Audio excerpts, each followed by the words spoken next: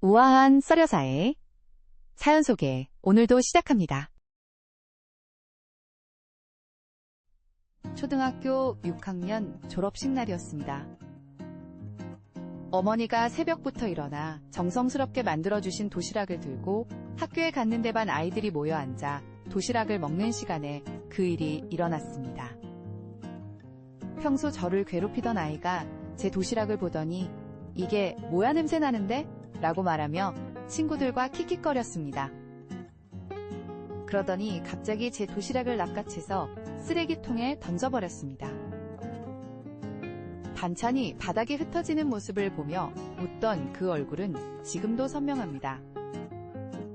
그날 이후 저는 완전히 달라졌습니다.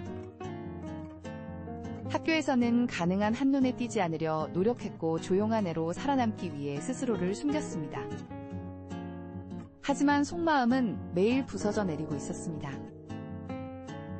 새학급에서 도중학교에서도 고등학교에서도 저는 늘 구석진 자리를 선택했고 누군가와 친해지는 걸 두려워했습니다. 대학에 가서도 마찬가지였습니다. 동아리 활동이나 MT 같은 건 상상도 할 수 없었죠. 성인이 되어 직장에 다니게 되었지만 여전히 사람들과의 관계는 어려웠습니다. 회식 자리에서도 말수가 적었고 승진에서도 번번이 밀렸습니다. 상사는 적극성이 부족하다고 평가했지만 저는 그저 튀는 게 무서웠을 뿐입니다. 결혼도 늦었습니다. 아내를 만났을 때도 몇 번이나 고백을 망설였고 결혼 후에도 장인어른 앞에서는 제대로 말 한마디 못했습니다. 몇 달 전 회사에서 새로운 거래처와 계약을 맺게 되었습니다. 담당 부장님이 건네준 업체 명단을 보던 중한 이름이 눈에 들어왔습니다. 심장이 얼어붙는 느낌이었습니다. 그 이름 옆에는 대표이사라는 직함이 적혀 있었습니다. 설마 하는 마음에 회사 홈페이지를 찾아보니 대표 인사말 페이지에 그의 사진이 있었습니다. 20년이 지났지만 틀림없었습니다. 며칠 동안 잠을 이루지 못했습니다.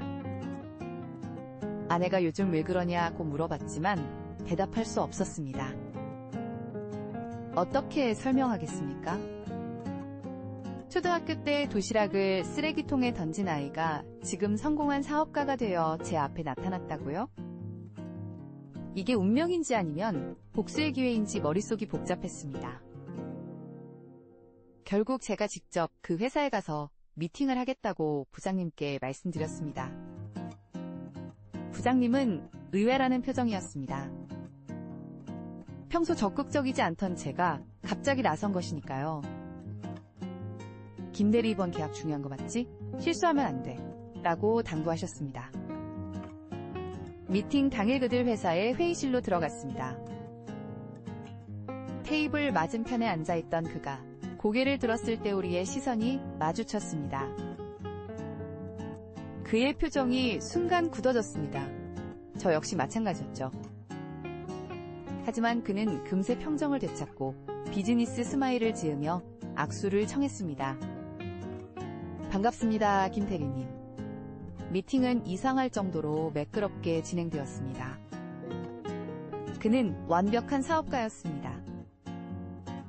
계약 조건도 우리 회사에 유리하게 제시했고 협상도 쉽게 응해주었습니다. 마치 일부러 좋은 조건을 주려는 것 같았습니다. 동행한 부장님은 기뻐하셨지만 저는 뭔가 이상하다는 생각이 들었습니다. 미팅이 끝나고 나올 때 그가 저를 따로 불렀습니다. 김 대리님 잠깐 개인적으로 이야기할 시간 있으실까요? 부장님은 먼저 나가시고 회의실에 우리 둘만 남았습니다. 문이 닫히자 그가 말했습니다. 정말 오랜만이네. 잘 지냈어? 마치 오랜 친구를 만난 것처럼 자연스러웠습니다. 하지만 저는 참을 수 없었습니다. 넌 내 인생을 망가뜨렸어.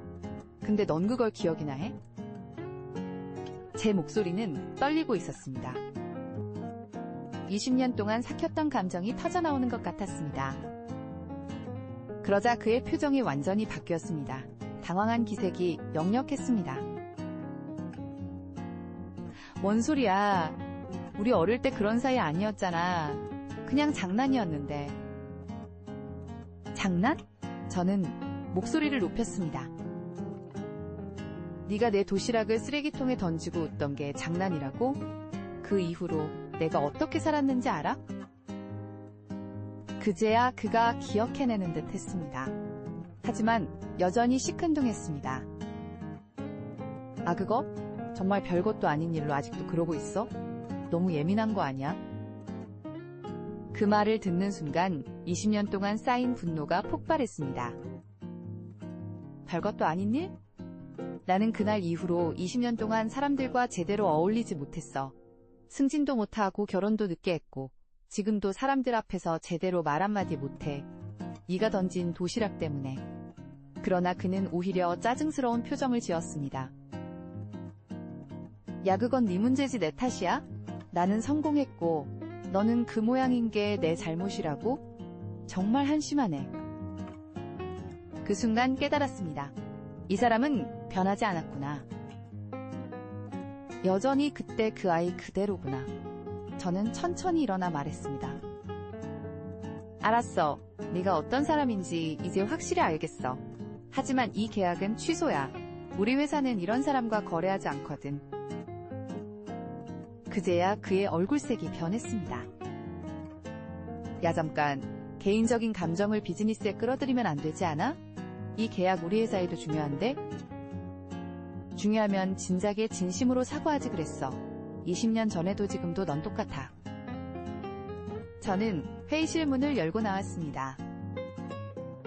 부장님이 로비에서 기다리고 계셨는데 김 대리계약서는 언제 받아요? 라고 물으셨습니다. 죄송합니다. 이 거래는 취소하겠습니다. 부장님은 깜짝 놀라셨습니다. 왜? 조건도 좋았는데? 신뢰할 수 없는 업체입니다. 나중에 그 회사에서 몇 번 연락이 왔습니다.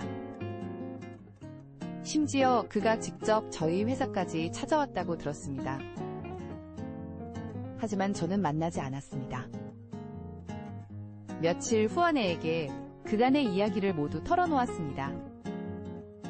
아내는 조용히 들어주더니 말했습니다. 당신이 잘했어요. 그런 사람과는 일하면 안 되죠. 그리고 덧붙였습니다. 그런데 이제 그만 놓아줘요. 그 사람 때문에 더 이상 상처받지 말고요. 아내의 말이 맞았습니다. 저는 그동안 그 상처에 갇혀 살았습니다. 하지만 이번 일을 통해 깨달았습니다. 진정한 복수는 상대방을 망가뜨리는 게 아니라 자신이 더 나은 사람이 되는 것이라는 걸 말입니다. 며칠 전 회사에서 새로운 프로젝트 발표를 했습니다. 평소라면 손도 들지 않았을 텐데 이번에는 자신있게 손을 들었습니다. 동료들이 놀란 표정으로 저를 봤지만 상관없었습니다. 어린 시절의 상처는 여전히 아물지 않았지만 이제 그 상처가 저를 정의하지는 않습니다. 20년 만에 처음으로 그때의 어린 제가 자랑스럽다고 말할 수 있을 것 같습니다. 도시락을 만들어주신 어머니께도 묵묵히 견뎌온 저 자신에게도요.